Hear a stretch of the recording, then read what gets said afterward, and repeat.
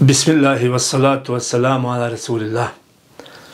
Danas nam je namjera da progovorimo nekoliko riječi i pokušamo pojasniti važnost duhovnog čišćenja ili duhovnog liječenja u procesu duševnog liječenja. Neophodno je da objasnimo šta podrazumijevamo, na što mislimo kada kažemo duhovno čišćenje ili liječenje, a šta podrazumijevamo kada kažemo duševno liječenje.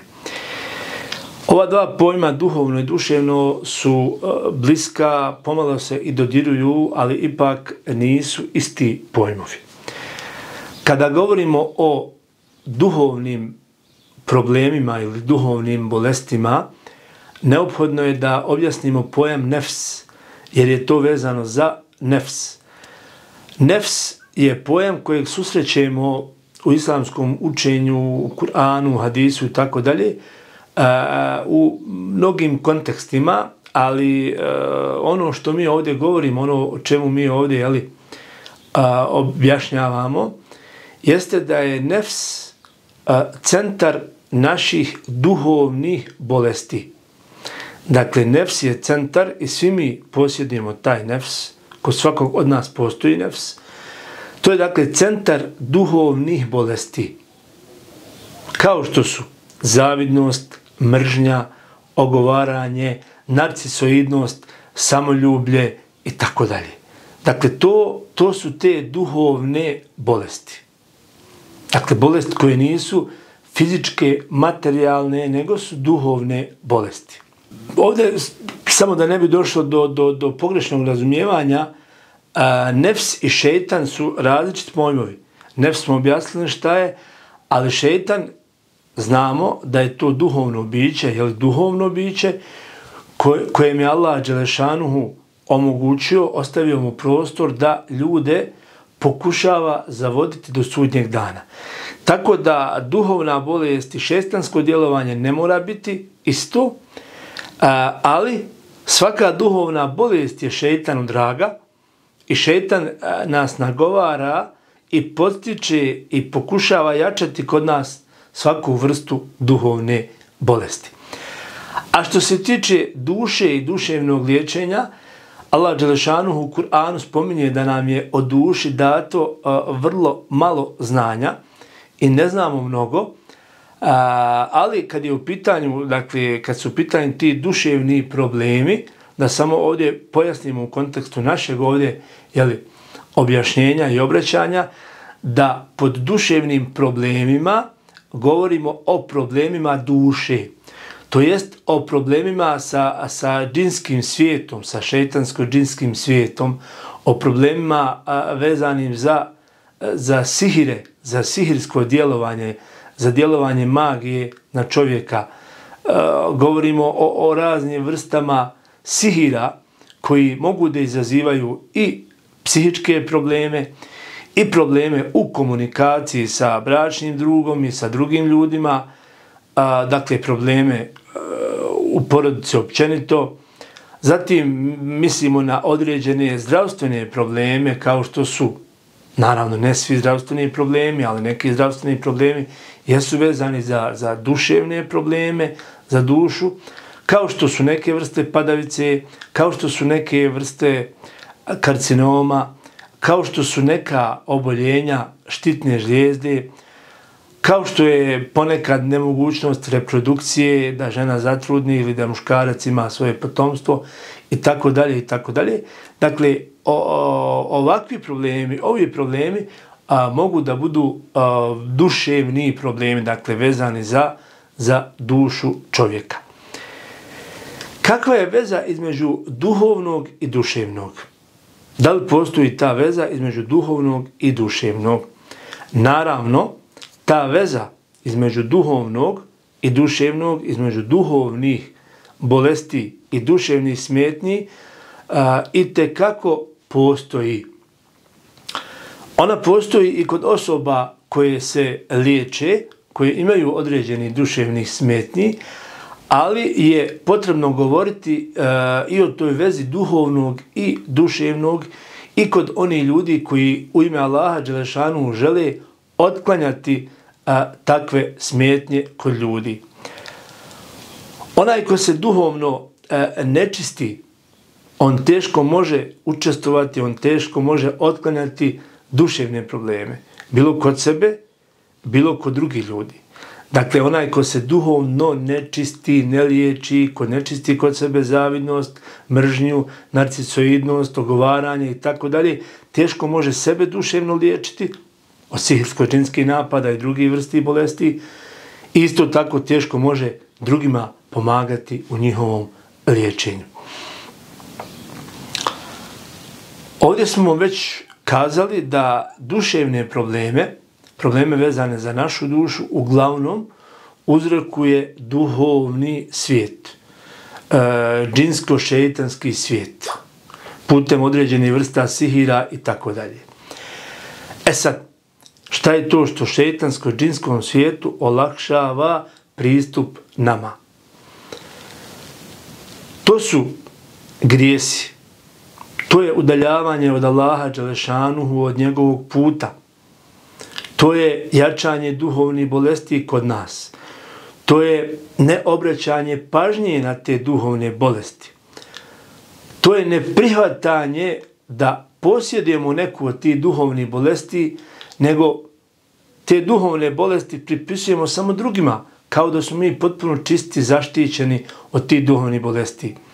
Zatim, to je situacija da mi šejtan predstavi kako se ja borim za neki plemenit cilj, uzvišen cilj, ali ja u toj borbi sudim ljudima bez argumenata, sudim ljudima na osnovu priče rekla, kazala, ogovaram, podsmjehujem se, ismijavam, ponižavam neke od ljudi, pa čak i neke ljude koji su proveli godine učeći islamske nauke, a sve to sa ciljem da bi sebe uzdigao i sve to formalno, vanjski gledajući, sa ciljem da bi sačuvao neku islamsku vrijednost, sa ciljem da bi se ja, kao da sam ja određen, kao da sam ja od Boga, određen da se ja borim za određene islamske principe i onda, zapadnem u šejtanske zamke i kobojagi, boreći se za promicanje određenih islamskih vrijednosti, za koji se treba naravno boriti, ali na tom putu posegnem za sredstvima koja su čista duhovna ili čiste duhovne bolesti, kao što je zavidnost, kao što je ogovaranje, kao što je potvaranje, kao što je nemimet, prenošenje riječi od jednog do drugog da bi ljude zavadio, a da bih ja ispao kao neko posebno čist i posebno dobar.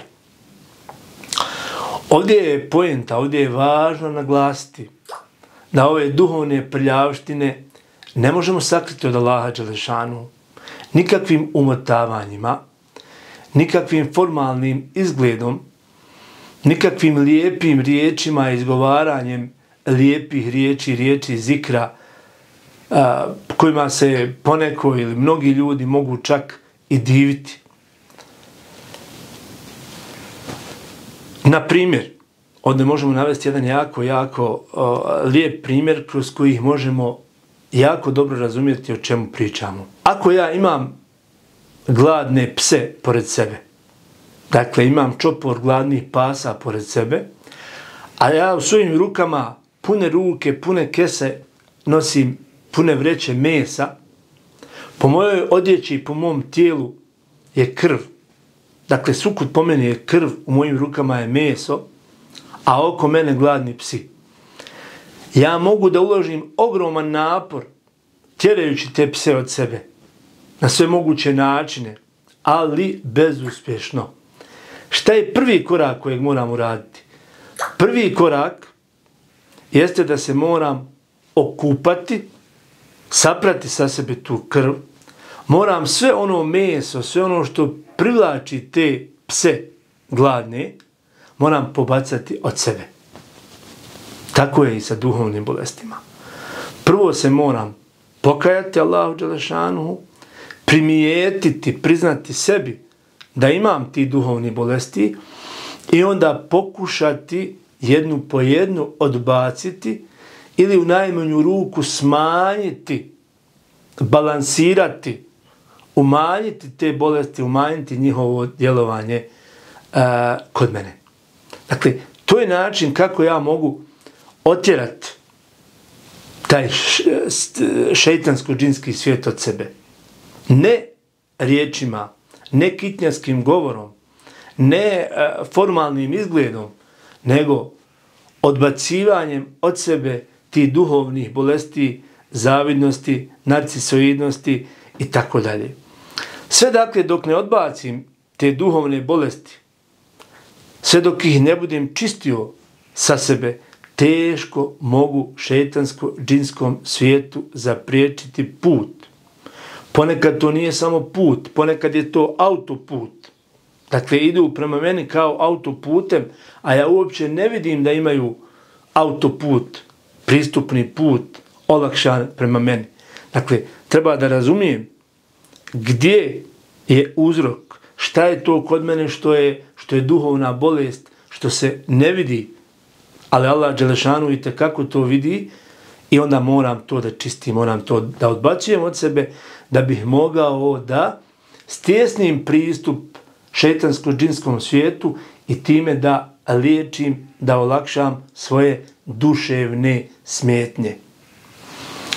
Kad je u pitanju važnost čišćenja tih duhovnih bolesti, ovdje ćemo navesti samo jedan hadis kojeg prenosi imam Ahmed, iako mi pokušavamo u našim predavanjima da manje koristimo citate, nego samo da se pozovemo na Kur'an i hadis, ali ovdje ćemo navesti ovaj slučaj, ovaj primjer zbog njegove važnosti o ovoj temi.